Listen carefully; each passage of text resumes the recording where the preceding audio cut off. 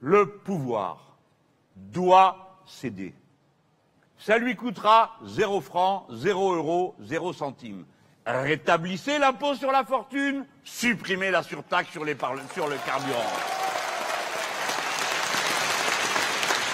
Vous avez le droit de le dire et de le demander. Parce que vous avez fait comme moi, non, mais enfin bon. Article 14. C'est ce que vous faites là, quand vous râlez là sur vos barrages.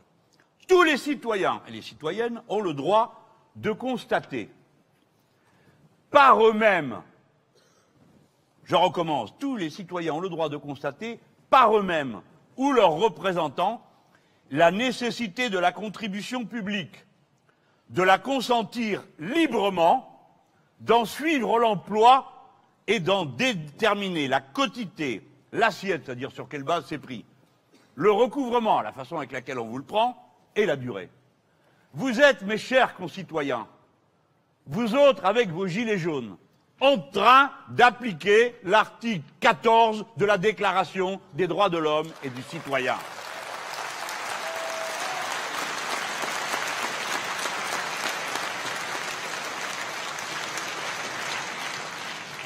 Tout à l'heure, je vous ai dit le chiffre. Pour les carburants, il y a un problème, Monsieur Macron, rétablissez l'impôt, on est d'accord, sur la fortune. Mais il y a un autre chiffre. Ah, vous voulez faire la transition écologique, ça tombe bien, nous aussi. Nous aussi. Ah, mais où sont les sous? Eh bien, vous les avez. Monsieur Hollande, avant vous, a eu cette trouvaille d'inventer le crédit, impôt, compétitivité, emploi. J'ai remarqué que les technocrates s'arrangent toujours pour trouver des sigles que vous ne comprenez pas ou que vous n'arrivez pas à retenir. Et à la fois, une fois que vous le dites, ça veut toujours rien dire. Crédit, impôt, compétitivité, emploi. CICE. Voilà. 20 milliards. 20 milliards, c'est-à-dire représentant 6% de la masse salariale d'une entreprise et redonnée aux entreprises. Et l'idée, c'était, on va faire un choc de compétitivité. C'est-à-dire qu'on redonne des sous et du coup, tchaf, ça va y aller, mon vieux, fort. Où sont passés les 20 milliards, je vous prie? Examinons avec soin les résultats économiques. Combien d'emplois en plus? Il n'y en a pas. Il y en a en moins. Combien d'investissements en plus pour acheter des machines nouvelles qui soient performantes écologiquement? Rien du tout, l'investissement baisse. Autrement dit, 20 milliards qui sont partis dans la sphère financière. Ça, c'est le grand mot pour dire la spéculation. Voilà ce qui s'est passé. Et dans les dividendes. Jamais ils n'en ont eu autant. Ils sont gavés, ça leur coule de la bouche et ils sont obligés de le reprendre pour le remettre. Tellement il y en a. Tellement il y en a. Ça déborde, ça dégouline. Et Macron est heureux, comme le ministre de l'économie, il dit, eh ben voilà, ça ruisselle. Ça ruisselle. Théorie économique ridicule. Plus les riches sont riches, plus les miettes qui tombent sur les pauvres sont grosses. Moi, je vous le fais simple, hein, parce que si c'est pour faire un cours d'économie, vous n'allez pas supporter. Alors, voilà ce qu'ils ont fait. Donc, vous avez retenu 4 milliards impôts sur la fortune, 20 milliards de CICE. Cette année, je ne vous prends pas la tête à vous expliquer pourquoi. Cette année, ce n'est pas 20 milliards que ça va coûter, mais 40. C'est encore plus de sous. Alors là, 40 milliards de moins dans la caisse, il y en a que ça émeut. Et il a bien fallu s'expliquer. Et maintenant, je vais vous révéler un aveu qui a été fait par le gouvernement lui-même. Le 15 octobre, il a écrit à la Commission européenne, qui surveille les budgets de manière totalement antidémocratique de tous les États.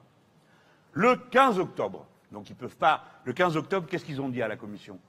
Ah, à votre avis, ils ont dit, eh ben nous les Français, on est sérieux, on est écologique, on va moins rouler, c'est pour ça que ça sera plus cher, parce que blablabla. Pas du tout. En ce qui concerne les prélèvements obligatoires, écrit M. Macron à la Commission européenne, l'année 2019 est fortement affectée par le double coût ponctuel, c'est les 40 milliards dont je viens de vous parler là, pour les finances publiques de la transformation du CICE en allègement de cotisations.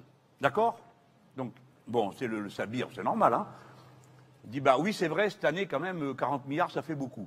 En moins dans les caisses pour les donner à quelques-uns. Et voici ce qu'il écrit. Ces baisses de prélèvements seront partiellement contrebalancés par la poursuite de la montée en puissance de la fiscalité écologique, ainsi que par la suppression de la niche fiscale pour certains usages du gazole non routier. Je recommence parce que vous n'avez pas tout bien compris. Il répond à la Commission européenne, d'accord, il y aura 40 milliards de moins de recettes, mais on va en avoir d'autres qui vont venir par la suppression de la niche fiscale, c'est vous, pour certains usages du gazole non routier. Autrement dit, il reconnaît à la Commission européenne qui vous prend 4 milliards, pas pour l'écologie, mais pour compenser le cadeau qu'ils ont fait de 40 milliards au compte des entreprises que vous retrouvez entièrement en dividendes. Autrement dit, l'accusation que nous portons est fondée, c'est le président des riches qui a taxé les plus pauvres pour les plus riches.